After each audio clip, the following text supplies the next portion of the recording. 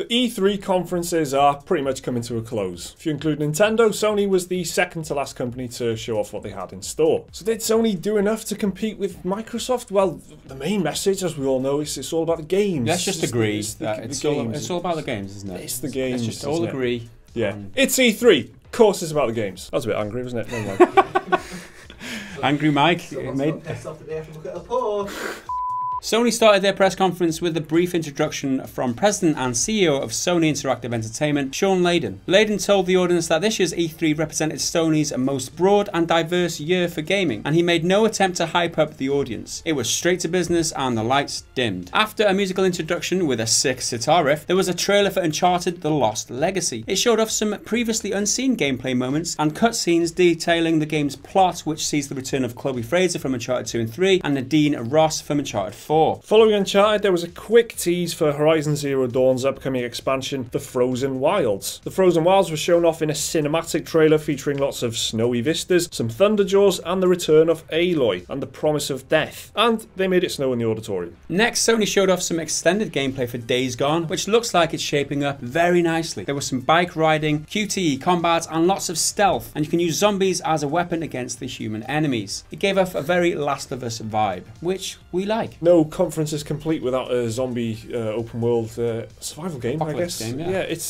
but this one looked really interesting to me. I don't know if it's like just The Last of Us imagery and that like really brutal kind of grappling kind of combat, which is, you know, a bit more desperate than just like action-packed destroying the enemy type. They showed off a lot of different gameplay mechanics as well, like the hiding in the bushes, a la Horizon Zero Dawn, and setting up a bear trap and then throwing a distraction to get people there. So one guy gets his leg trapped in a bear trap, starts screaming. All the other guys rush over to try and help him. I thought that was awesome, like that distraction tactic, and then it enabled him to move past into the next area. That kind of gameplay. And there was the quick time events where he's stabbing and choking people out with some rope. It's vicious, isn't it? It's awesome. It's really gritty. That's what I love. And then the last one, the big one for me, was blowing up the fence and allowing the zombies to take out the humans. Like, there's specific different things that you can do that showed off in the gameplay trailer, which is why I love this kind of trailer, not this cinematic bullshit trailer that doesn't show you any gameplay at all. They did this really well, and I'm really excited for this game. Then came a surprise announcement from Capcom, and it was Monster Hunter World for PS4, PC, and Xbox One. This is pretty interesting given that Monster Hunter for the past 5 years or so has been exclusive to Nintendo's handheld platforms. The game looks graphically very impressive, with an open world and some big bad monsters, as you'd expect. Probably the biggest surprise of Sony's showcase was the Shadow of the Colossus remake from Bluepoint Studios, who handled the HD remaster of the original game for PS3. It's a complete remake from the ground up, and it honestly looked pretty incredible. The trailer showed off the game's environments and some of the colossi, then ended with the release date of 2018. There were also trailers for Marvel vs. Capcom Infinite, COD World War II, and a lot of PSVR support, with 5 new VR games unveiled on stage. But perhaps the biggest VR announcement was Skyrim VR, which will probably end up being VR's first must-have games thanks to the sheer popularity of Skyrim. And let's not forget Final Fantasy 15 Monster of the Deep, which is a VR fishing game, and that's clearly going to be game of the decade. A VR fishing game? Just go and do proper fishing, like, surely? Yeah, the fishing in Final Fantasy 15 was very good. It was very fun. This is speaking as someone who hates fishing and would never dream of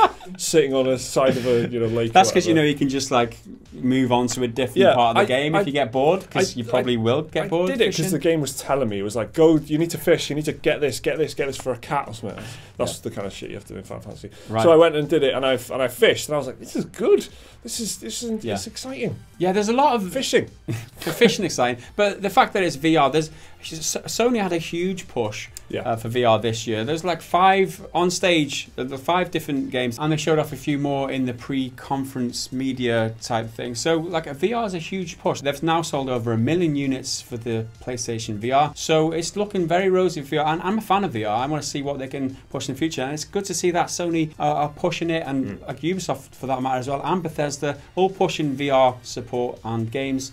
So I think it's one of the biggest things to come out of the whole E3 so far for me is VR. That's cool. Also, the fact that Sony were just kind of straight to the point, I quite liked. I like just, like you said earlier, showing gameplay a lot. They were just showing games in action, showing examples of how the game handles, which is very nice. It was slightly underwhelming for me. There was nothing that really knocked it out of the park, because everything I saw I basically knew about almost. You know, one thing I want from E3 is just new games, and there's kind of a little bit of a lack of that, I guess, for Sony. It's just because there was another version of Skyrim announced. That's why, isn't that. it? Yeah, that's like a -1 game for me. That's how Skyrim works. I said there's one thing that VR needs is a game like Skyrim. And now they're bringing it. I'm pretty excited, I will be honest. I played Vanishing Realms, and that was an awesome experience. It reminded me a bit of Skyrim, dungeon crawler type of game, RPG game. I want a full fleshed out game like Skyrim, and I'm pretty excited for that. Whether Mike is or not is another story. I'm not.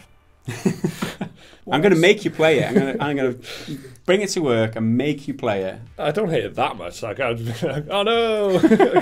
But that wasn't all for Sony's big announcements. We saw some new footage for God of War with Kratos training his son to be a warrior, fighting all manner of Norse creatures before finally encountering the world serpent. The trailer ended with a tentative release date of early 2018. We got an extended look at Detroit Become Human, which showed off a few of the story's many branching paths from the perspective of two android revolutionaries, and that also looked awesome in Gaz's opinion. That wasn't in the script, but I just thought I'd add that in there. After that, there was a brief story trailer for Destiny 2, which didn't look all that different from the footage we've already seen at the Destiny reveal event last month. Finally, Sean Layden came back on stage to thank everyone for joining in to watch the conference before closing out the show with one final gameplay demo for Spider-Man. The demo showcased lots of web slinging, Arkham-style combat, and that kind of sneaking around stuff, as well as some scripted QTE moments. So fingers crossed for the best Spider-Man game since Spider-Man 2 on the PS2. I was into it until all those QTEs, and there was like a minute and a half of solid, like, just press X, press triangle, press R2.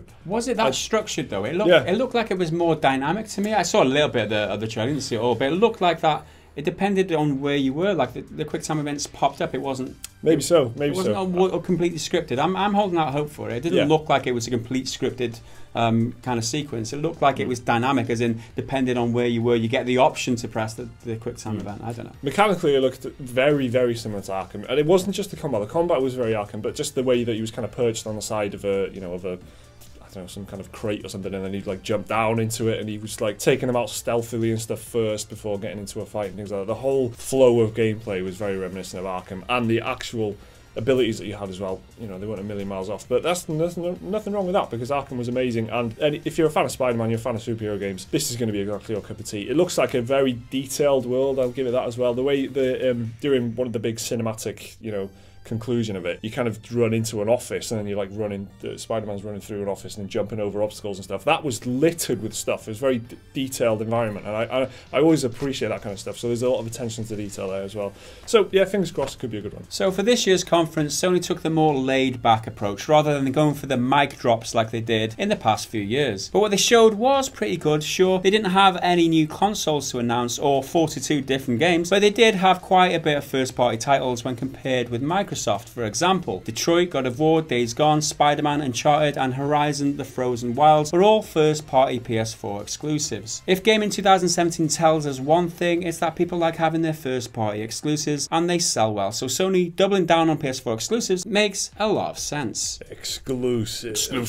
Did we say that often enough? On the other hand, Sony's third-party support wasn't as strong as Microsoft's this year, probably because of the Xbox One X, which Microsoft has been pushing as the best platform for third-party games because of the raw power of the machine. Sony also had a lot of low-key announcements that they saved for the pre-show, like Hidden Agenda, a game which takes advantage of a new technology called PlayLink, which lets a group of friends interact with a game and decide the outcome using their phones. It basically looks like an interactive movie in the same vein as Until Dawn, except this time around a group of players get to make the decisions rather than just the one. I was super excited for this. It looks like the creators of Until Dawn, they're doing all these like imaginative type of games, they're doing a lot of VR, and they're doing this. Pushing the boundaries, aren't they? Yeah, so the idea is you sit around with your friends and you play this kind of cinematic experience, maybe almost like taking part in watching a movie and deciding what the characters do. And it's really interesting because I think it's a consensus-based thing. Whichever decision that you make as a majority, that's the one that you go with. But there is a unique kind of spin on it where you've all got like hidden agendas. That's why the name is called Hidden Agendas, where one of you players gets like a secret message on your phone trying to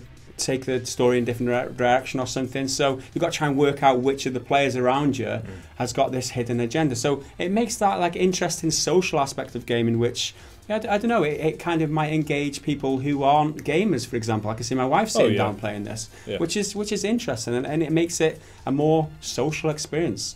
Awesome. So all in all, the PlayStation conference was a bit low-key, but I think you weren't that excited about it, were you? There was nothing that stuck out for you. But I look for specific stuff, and like I said, I'm looking for new games. I'm looking for new titles. That's what I want out of it. I didn't get out of it, but I did get a lot of information about stuff. I did get a lot of gameplay, which I appreciate. I did get a lot of cinematic gameplay portions and stuff. That is what the game should play and handle like, and I can compare that to what my actual experience would be with that game. Yeah. I very much appreciate that, and I want more of that. So it wasn't a bad conference at all. It was good. It was very good. But just I was maybe they just need like one knockout title. What I'm saying is they didn't announce Bloodborne 2. Yeah, but for me, I think it was a success. I think there was at least four things I was really excited about: Detroit Become Human, Days Gone, Skyrim VR, and this in the gender game, which I just talked about then. I think what they did is like a buffet. They put out a lot of games on offer, and you take your pick. Which ones you're excited for? Mike obviously wasn't excited for the spread. I was like, hey, have you got any Bloodborne? And they're like, no Bloodborne on offer today. But for me, I had at least 4 things on my plate, so I'm happy. Shaking his head there. What's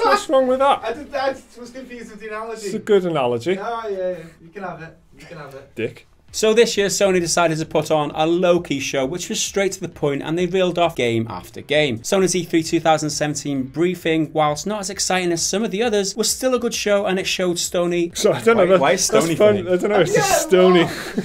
I feel like this is like one of the insults that you can throw at like Sony ponies. I'm more like Stony. Do you know what I mean? I feel like I don't know what it means. It's a pretty weak insult, though. It's a weak one, but it just came off the tongue so well. It's Stony. Sony's E3 2017 briefing, whilst not as exciting as some of the others, was still a good show, and it showed Sony still have plenty in store for this year and the next. So, not bad, Sony. Not bad at all. Alright then guys, what did you think of the Sony conference? Was there something there that you were excited for? Let us know down in the comments. Remember to leave a like if you enjoyed the video. Subscribe if you want to see more videos like this. There's another video right there if you want to watch that right now. There's a link to Patreon if you want to support the channel. Thanks for watching. See you next time.